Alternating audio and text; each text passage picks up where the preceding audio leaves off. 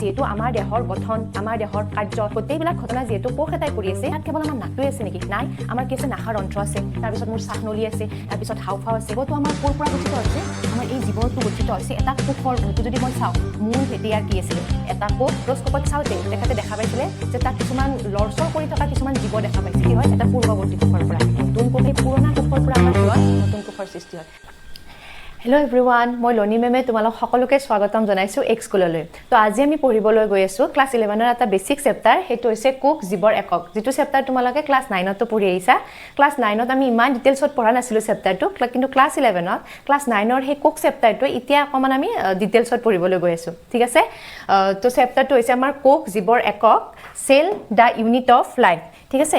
আমি সকলোৱে জানো যে আমাৰ যিকোনো এটা জীৱই হওক কোনো এটা যন্ত্ৰই হওক বা আমাৰ উদ্ভিদে হওক কিহেৰে গঠিত হয় কোষেৰে গঠিত হয় আমাৰ গোটেই দেহটো কোষেৰে গঠিত হয় আৰু লগতে আমাৰ জীৱ দেহৰ যিমানবিলাক কাৰ্য আমাৰ দেহৰ বা উদ্ভিদৰ দেহৰ যিমানবিলাক কাৰ্য সংঘটিত হয় সেই গোটেইবিলাক কাৰ্য কিহৰ মানে কোনে কৰি আছে আমাৰ দেহত বা উদ্ভিদৰ দেহত কোষে কৰি আছে হয় এই কথাটো আমি সকলোৱে জানো সেই কাৰণে যেহেতু আমাৰ দেহৰ গঠন আমাৰ দেহৰ কাৰ্য এইবিলাক গোটেইবিলাক ঘটনা যেহেতু কোষ এটাই কৰি আছে সেই কাৰণে আমাৰ কোষক কি বুলি কোৱা হৈছিলে সেই কাৰণে কোষক আমাৰ জীৱ দেহৰ সেই কাৰণে কোষক কি বুলি কোৱা হয় আমাৰ জীৱ দেহৰ গঠন আৰু কাৰ্যৰ মৌলিক একক বুলি কোৱা হয় হয় সেইকাৰণে কোষক আমি কি বুলি কৈছো আমাৰ জীৱৰ দেহৰ বা উদ্ভিদৰ দেহৰ গঠন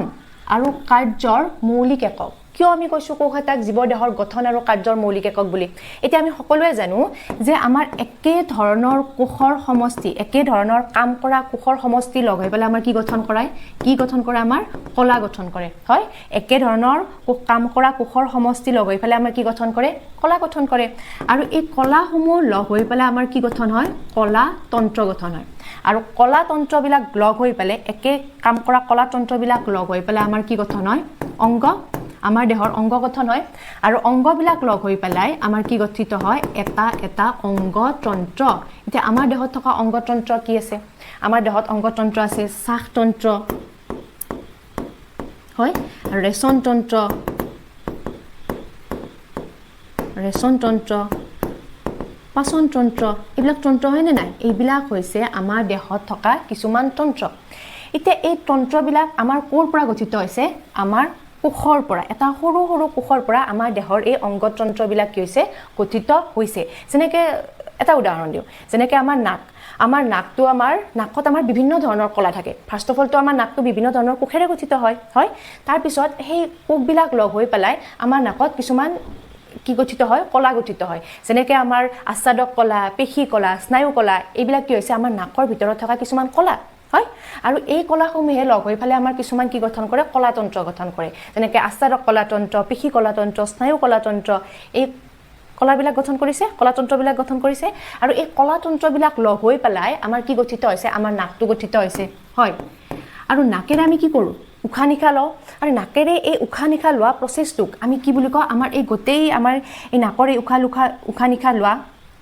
আমাৰ নাকটো গঠিত হৈছে আৰু আমাৰ নাকৰ এই গোটেই যিটো প্ৰচেছ উশাহ নিশাহ লোৱা আমাৰ যিটো প্ৰচেছ তাক আমি কি তন্ত্ৰ বুলি কওঁ শ্বাসতন্ত্ৰ বুলি কওঁ এতিয়া শ্বাসতন্ত্ৰটো গঠিত হ'বৰ কাৰণে ইয়াত কেৱল আমাৰ নাকটোৱে আছে নেকি নাই আমাৰ কি আছে নাকৰ অন্ত্ৰ আছে তাৰপিছত মোৰ শ্বাসনলী আছে তাৰপিছত হাওঁফাওঁ আছে এইবিলাক একোটা অংগ হয়নে নাই হয় আৰু এই অংগবিলাক লগ হৈ পেলাই মোৰ কি গঠিত হৈছে এটা মোৰ শ্বাসতন্ত্ৰ গঠিত হৈছে ঠিক তেনেদৰে বেলেগ অংগ লগ হৈ পেলাই মোৰ কি গঠিত হৈছে ৰেচনতন্ত্ৰ গঠিত হৈছে বেলেগ অংগ লগ হৈ পেলাই মোৰ কি গঠিত হৈছে পাচনতন্ত্ৰ গঠিত হৈছে আৰু এই গোটেই তন্ত্ৰবিলাক লগ হৈ পেলাই আমি কি গঠিত হৈছো আমি মানুহ গঠিত হৈছো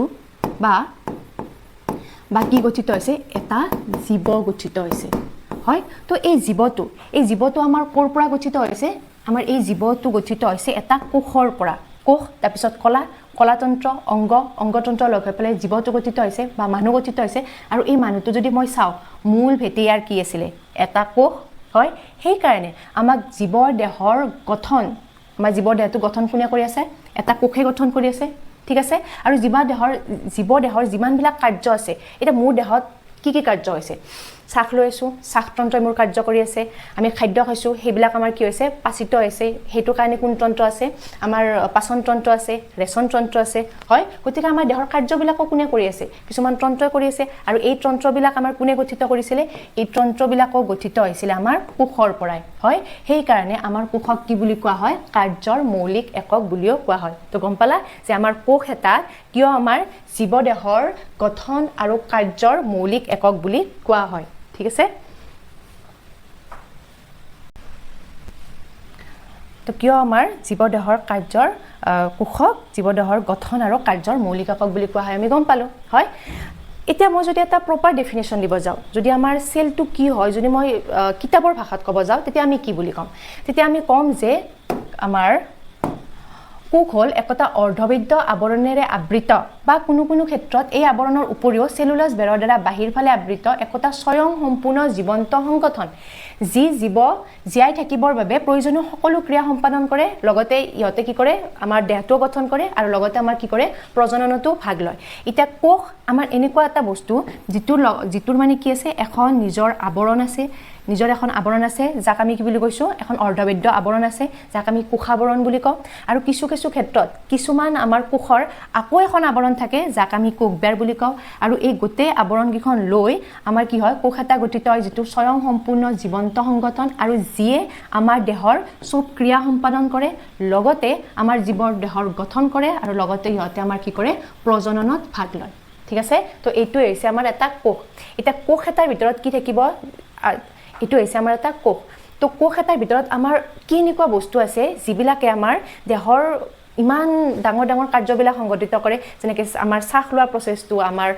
পাচিত হোৱা প্ৰচেছটো আমাৰ ৰেচন কাৰ্য এইবিলাক চবটো আমাৰ কোষে কৰি আছে হয়নে নাই তো কোষ এটাৰ ভিতৰত আমি এতিয়া চাব লাগিব যে কি বস্তু আছে কোষ এটাৰ ভিতৰত এনেকুৱা কি বস্তু আছে যিবিলাকে নেকি আমাৰ ইমান ডাঙৰ ডাঙৰ কামবিলাক কৰি আছে হয় তো কোষৰ ভিতৰত আমাৰ দেখিছা নহয় এনেকুৱা ধৰণৰ বিভিন্ন ধৰণৰ কোষ অংগাণুবিলাক আছে কোষৰ ভিতৰত আমাৰ কোষ কেন্দ্ৰ আছে মাইটকণ্ড্ৰিয়া আছে প্লাষ্টিড আছে হয় তো এনেকুৱা ধৰণৰ কোষ অংগাণুবিলাকে লগ হৈ পেলাই আমাৰ কোষটো কি কৰি আছে পৰিচালনা কৰি আছে তো এইটো চেপ্টাৰত এতিয়া আমি নেক্সট এইটো চেপ্টাৰত এই কোষৰ ভিতৰত কি আছে কোষৰ বাহিৰৰ আৱৰণখন কি কেনেকৈ আমাৰ কোষটোৱে কাৰ্য কৰি আছে তো এইবিলাক কথা আমি চেপ্টাৰটোত ডিটেইলছত পঢ়িম ঠিক আছে বুজি পাইছা আমি চেপ্টাৰটোত কি পঢ়িব যাই আছো হয় আৰু লগতে আমি গম পালো যে কোষ কি হয়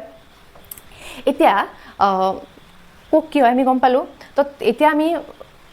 ইমান ডাঙৰ এটা বস্তু যেনেকৈ আমাৰ দেহটো চলাই আছে তো সেই বস্তুটো আমাৰ আৱিষ্কাৰনো কোনে কৰিছিলে আমাৰ এই বস্তুটো বিচাৰি কোনে ওলাইছিলে এই কথাটো আমি জানিব লাগিব তো এইকাৰণে আমাৰ নেক্সট টপিকটো হ'ল কি আমাৰ কোষ আৱিষ্কাৰৰ বুৰঞ্জী এই কোষ আৱিষ্কাৰৰ ওপৰত আমাৰ কিছুমান হিষ্ট্ৰী আছে কিছুমান বুৰঞ্জী আছে তো আমাৰ পোনপ্ৰথমে কোষ কোনে আৱিষ্কাৰ কৰা বুলি কৈছিলে পোনপ্ৰথমে আমাৰ কোষ আৱিষ্কাৰ কৰিছিলে ৰবাৰ্ট হুক এইটো তোমালোকে ক্লাছ 9ত পাইছা হয় ৰবাৰ্ট হুকে আমাৰ পোনপ্ৰথমে কোষ আৱিষ্কাৰ কৰিছিলে কিমান চনত ইন 1665ত আৰু তেখেতে নিজে সজা অনুবীক্ষণ যন্ত্ৰৰ সহায়ত পোনপ্ৰথমে কোষ আৱিষ্কাৰ কৰিছিলে কিন্তু আমাৰ ৰবাৰ্ট হুকে যিটো কোষ আৱিষ্কাৰ কৰিছিলে সেই কোষটোক মৃত কোষ বুলি কোৱা হয় কিয় মৃত কোষ বুলি কোৱা হয় কাৰণ তেখেতে যিটো কোষ আৱিষ্কাৰ কৰিছিলে সেই কোষটো তেখেতে ক'ত আৱিষ্কাৰ কৰিছিলে কৰ্ক মানে হৈছে গছৰ কি বুলি কৈছে চোৱা কুহিলা গছৰ কুহিলা তাৰ মানে আমাৰ গছ এডালৰ বাহিৰৰ যিখন আৱৰণ থাকে সেই আৱৰণখনক আমি কি বুলি কওঁ কৰ্ক বুলি কোৱা হয় বা আমাৰ গছৰ কুহিলা বুলি কোৱা হয় তো তেখেতে মাইক্ৰস্কোপত কি কৰিছিলে আমাৰ এই গছৰ বাহিৰৰ তৰফৰ পৰা সৰু সেকশন এটা কৰি লৈ পেলাই সেইটো মাইক্ৰস্কোপত চাইছিলে আৰু মাইক্ৰস্কোপত চাওঁতে তেখেতে কি দেখা পাইছিলে তাত কিছুমান কোঠালি এনেকুৱা ধৰণৰ বাহিৰৰ আৱৰণখনত আমাৰ গছৰ যিখন বাহিৰৰ লেয়াৰ থাকে তাত তেখেতে এনেকুৱা ধৰণৰ কিছুমান কোঠালি দেখা পাইছিলে মৌচাক দেখিছা তোমালোকে সকলোৱে হয় মৌ বা আমি সকলোৱে দেখিছোঁ তো তেখেতে এনেকুৱা মৌ বাহৰ নিচিনা কিছুমান এনেকুৱা কোঠালি দেখা পাইছিলে আৰু সেই কোঠালিবিলাককে তেখেতে কি নাম দিছিলে সেই কোঠালিবিলাককে তেখেতে কোষ বুলি কৈছিলে যে এই কোঠালিবিলাক যে আছে ই একোটা কোষ হয় এই একোটা তেখেতে কোষ বুলি কৈছিলে আৰু আমি সকলোৱে জানো যে আমাৰ গছৰ বাহিৰৰ যিখন আৱৰণ থাকে তাত কি থাকিব আমাৰ কোষবেৰ থাকে আৰু কোষবেৰবিলাক আমাৰ মৃত কোষেৰে গঠিত হয় তো সেইকাৰণে কোৱা হয় যে ৰবাৰ্ট হুকে পোনপ্ৰথমতে কি আৱিষ্কাৰ কৰিছিলে মৃত কোষ আৱিষ্কাৰ কৰিছিলে হয় তাৰপিছত নেক্সট আমাৰ আৰু আকৌ এজন সাইন্টিষ্ট আহিলে তেখেত আছিলে আমাৰ এণ্টন ফন লিউৱেনহক তো তো এণ্টন ভন লিউৱেনকে প্ৰথমতে কি আৱিষ্কাৰ কৰা বুলি কৈছিলে আমাৰ প্ৰথমতে জীৱিত কোষ আৱিষ্কাৰ কৰিছিলে তো তেখেতেও নিজে সজা অনুবীক্ষণ যন্ত্ৰৰ সহায়ত কি কৰিছিলে বিভিন্ন ধৰণৰ জীৱবিলাক নিৰীক্ষণ কৰি থাকে যেনেকৈ বেক্টেৰিয়া চাই যেনেকৈ তেখেতে RBC আমাৰ ৰেড ব্লাড চেল যে থাকে হয় ৰক্তকণিকা এইবিলাক তেখেতে কি কৰিছিলে মাইক্ৰস্কোপত চাইছিলে তো মাইক্ৰস্কোপত চাওঁতে তেখেতে দেখা পাইছিলে যে তাত কিছুমান লৰচৰ কৰি থকা কিছুমান জীৱ দেখা পাইছিলে হয় আৰু এই লৰচৰ কৰি থকা জীৱবিলাককে এণ্টন ভন লিউৱেনকে কি বুলি আখ্যা দিছিলে সেইবিলাকক জীৱিত কোষ বুলি আখ্যা দিছিলে তো আমাৰ মৃত কোষ কোনে আৱিষ্কাৰ কৰিছিলে মৃত কোষ আৱিষ্কাৰ কৰিছিলে আমাৰ ৰবাৰ্ট হুকে কিন্তু আমাৰ জীৱিত কোষ কোনে আৱিষ্কাৰ কৰিছিলে জীৱিত কোষ আৱিষ্কাৰ কৰিছিলে আমাৰ এণ্টন ভন লিউৱেনকে হ'ব মনত ৰাখিবা এই দুটা বস্তু তাৰপিছত নেক্সট আছে আমাৰ কোষ এটাৰ ভিতৰত আমাৰ কি থাকে জানানে যেতিয়া আমি কোষৰ ভিতৰৰ যেতিয়া আমি ষ্ট্ৰাকচাৰটো ভালকৈ পঢ়িম তেতিয়া আমি গম পাম যে আমাৰ কোষ এটাৰ ভিতৰত এটা কোষ কেন্দ্ৰ থাকে হয় আৰু এই কোষ কেন্দ্ৰটো আমাৰ কোনে আৱিষ্কাৰ কৰিছিলে ৰবাৰ্ট ব্ৰাউনে কোষ কেন্দ্ৰ কোনে আৱিষ্কাৰ কৰিছিলে ৰবাৰ্ট ব্ৰাউনে মৃত কোষৰ প্ৰথম কোষৰ আৱিষ্কাৰ কৰিছিলে ৰবাৰ্ট হুকে এইটো মৃত কোষ আছিলে সেকেন্ড আমাৰ জীৱিত কোষ আৱিষ্কাৰ কৰিছিলে কোনে এণ্টন ভন লিউৱেনকে জীৱিত কোষ আৱিষ্কাৰ কৰিছিলে আৰু কোষত থকা কোষ কেন্দ্ৰটো আমাৰ কোনে আৱিষ্কাৰ কৰিছিলে ৰবাৰ্ট ব্ৰাউনে হ'ব মনত থাকিব এইখিনি বস্তু হয় এইখিনি আছিল আমাৰ কোষ আৱিষ্কাৰৰ বুৰঞ্জী বা কোষ আৱিষ্কাৰৰ আমাৰ হিষ্ট্ৰী বুলি কয় এইখিনি হয় তাৰপিছত নেক্সট টপিকটো হৈছে আমাৰ কি সেল থিওৰি বা কোষ মতবাদ এতিয়া আমি গম পালো কোষটো কি হয় কোষে আমাৰ দেহৰ কাৰণে কিমান কি কৰি আছে বা কোষটো থকাৰ কাৰণে আমি জীৱিত হৈ আছো এইটো কথা গম পালো হয় আৰু লগতে গম পালো যে আমি কোষ কোনে আৱিষ্কাৰ কৰিছিলে তো তাৰ পিছত কোষ আৱিষ্কাৰ হোৱাৰ পিছত আমাৰ বিভিন্ন ধৰণৰ বিজ্ঞানীয়ে কোষটোৰ ওপৰত আমাৰ বিভিন্ন ধৰণৰ মতামত দিছিলে যে কোনোবাই কৈছিলে যে আমাৰ যিটো প্ৰাণী কোষ থাকে সেই প্ৰাণী কোষটোৰ এখন আৱৰণ থাকে আকৌ উদ্ভিদ কোষ থাকে সেই উদ্ভিদ কোষটোৰ আৰু এখন আৱৰণ থাকে হয় আৰু কোনোবাই কৈছিলে যে আমাৰ এটা নতুন কোষ ক'ৰ পৰা সৃষ্টি হয় এটা পূৰ্বৱৰ্তী কোষৰ পৰা নতুন কোষ এটা সৃষ্টি হ'বৰ কাৰণে আমাক এটা পুৰণা কোষটো লাগিব সেই পুৰণা কোষৰ পৰা আমাৰ কি হয় নতুন কোষৰ সৃষ্টি হয় তো এনেকুৱা আমাৰ কিছুমান মতামত দিছিলে আমাৰ বিজ্ঞানীসকলে আৰু এই মতবাদবিলাককে আমাৰ কি বুলি কোৱা হয় সেল থিওৰি নাইবা কোষ মতবাদ বুলি কোৱা হয় তো আমাৰ কোনজন সাইন্টিষ্টে আমাৰ কেনেকুৱা ধৰণৰ মতবাদ দিছিলে চাও বাৰু তো আমাৰ কোষ মতবাদটোত আমাৰ প্ৰথমতে দুজন সাইন্টিষ্টে আমাৰ কোষৰ বিষয়ে কিছু মতামত দিছিলে ঠিক আছে তো আৰু সেই সাইন্টিষ্ট কেইজনৰ ভিতৰত প্ৰথমজন আছিলে আমাৰ সোৱান বুলি এজন সাইন্টিষ্ট আছিলে তেখেত প্ৰাণী বিজ্ঞানী আছিলে হয় আৰু আমাৰ এজন সাইন্টিষ্ট আছিলে স্লেইডেন তেখেত আমাৰ আছিলে কি উদ্ভিদ বিজ্ঞানী ঠিক আছে তো আমাৰ সোৱান যিজন আমাৰ প্ৰাণী বিজ্ঞানী আছিলে তেখেতে কি কৈছিলে যে আমাৰ তেখেতে যেহেতু প্ৰাণী বিজ্ঞানী আছিলে গতিকে তেখেতে আমাৰ প্ৰাণীবিলাকৰ কোষৰ ওপৰত অধ্যয়ন কৰিছিলে কোষৰ ওপৰত অধ্যয়ন কৰি তেখেতে কি দেখা পাইছিলে যে প্ৰত্যেকটো প্ৰাণীৰ আমাৰ কোষ এটাৰ বাহিৰৰ আৱৰণখন বাহিৰত এখন আৱৰণ থাকে আৰু সেই আৱৰণখনক আমি এতিয়া কি বুলি কওঁ প্লাজমা আৱৰণ কিন্তু তেতিয়া তেখেতে প্লাজমা আৱৰণ বুলি কোৱা নাছিলে যে কৈছিলে যে প্ৰাণীৰ কোষ এটাৰ বাহিৰত এখন আৱৰণ থাকে যাক আমি কি বুলি কওঁ প্লাজমা আৱৰণ বুলি কওঁ আৰু লগতে তেখেতে আৰু এটা কথা কৈছিলে যে উদ্ভিদ কোষবিলাকৰ আকৌ এখন এক্সট্ৰা আৱৰণ থাকে যাক আমি কি বুলি কওঁ কোষ বেৰ বুলি কওঁ হয় এই কথাষাৰ কৈছিলে আৰু লগতে আমাৰ স্লেইডেন বুলি যিজন উদ্ভিদ বিজ্ঞানী আছিলে যেহেতু উদ্ভিদ বিজ্ঞানী তেখেতে কি কৰিব অবভিয়াছলি আমাৰ উদ্ভিদৰ ওপৰতে পৰীক্ষা কৰিব তো তেখেতে কৈছিলে যে আমাৰ উদ্ভিদবিলাক প্ৰত্যেকটো উদ্ভিদ আমাৰ কিহেৰে গঠিত হয় কোষেৰে গঠিত হয় হয় তো আমাৰ স্লেইডেন আৰু সোৱান যি দুগৰাকী আমাৰ বিজ্ঞানী আছিলে তো তেখেতসকলে ইন 1838 পৰা 39 ভিতৰত আমাৰ কোষৰ বিষয়ে এইখিনি মতামত দিছিলে কিন্তু তেখেতসকলে আমাক এই কথাটো কোৱা নাছিলে যে আমাৰ এটা নতুন কোষ ক'ৰ পৰা আহে তেখেতসকলে কৈছিলে যে আমাৰ প্ৰাণী কোষৰ আৱৰণ থাকে যে উদ্ভিদবিলাক আমাৰ কোষেৰে গঠিত হয় কিন্তু এই কথাটো কোৱা নাছিলে যে আমাৰ এটা নতুন কোষৰ সৃষ্টি ক'ৰ পৰা হয় হয় তো এই কথাষাৰ আমাৰ কোনে কৈছিলে নেক্সট আৰু এজন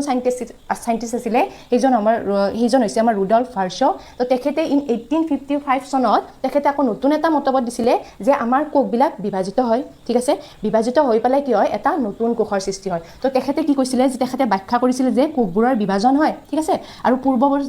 পূৰ্বস্থিত কোষৰ পৰা নতুন কোষৰ কি হয় উৎপন্ন হয় গতিকে এই গোটেই কথাখিনি মিলাই কৰি পেলাই এতিয়া আমাৰ কোষ মতবাদটো নতুনকৈ দিয়া হয় আৰু সেই মতবাদটো আমাৰ কি হৈছে যে সকলোবোৰ জীৱই কোষ আৰু কোষৰ উৎপাদিত দ্ৰব্যৰ দ্বাৰা গঠিত হয় আৰু লগতে কোৱা হৈছে যে সকলোবোৰ কোষ পূৰ্বস্থিত কোষৰ পৰাই কি হয় উৎপন্ন হয় ঠিক আছে আৰু লগতে আমাৰ ৰুডল্ফ ভাৰ্ছই যিটো আমাৰ কথাটো কৈছিলে নতুন কোষ মতবাদটো সেই মতবাদটোক আমাৰ কি বুলি কোৱা হয় অমনি চেলুলা বুলিও কোৱা হয় ঠিক আছে বুজি পাইছা তো এইখিনি আছিলে আমাৰ কোষ মতবাদৰ থিয়ৰী তো আজি বাৰু এইখিনিলৈকে আছিলে